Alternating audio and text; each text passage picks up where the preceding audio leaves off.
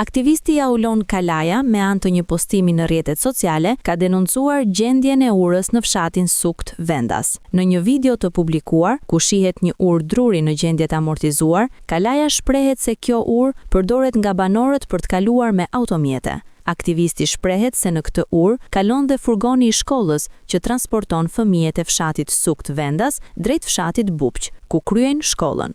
Ndodhem pikërisht në këtë urë, e cila shërben si një urë lidhëse komunikimi midis fshatrave të Gramzës, Suktit Vendas dhe pjesës tjetër të Ishmit, apo që na lidh me pjesën tjetër të Durrësit. Këtu kalojnë makinat. Po, është e vërtet. Këtu kalojnë makinat në këtë urë, e cila është arnuar, siç e shikoni, pra këtu ka një kompensat. Banorët po ashtu vetë kanë ndërhyrë duke vendosur një kompensat tjetër këtu.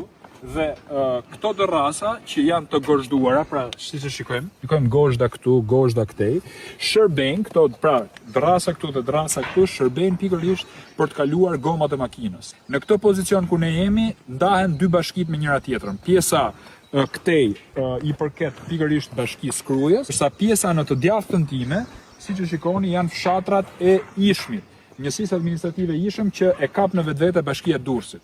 Për të lidhur dy bashkitë, bashkia Durrësit dhe bashkia Krujës, makina do duhet që të kalojnë për çdo ditë në këtë urë që nuk ka asnjë element sigurie, fare.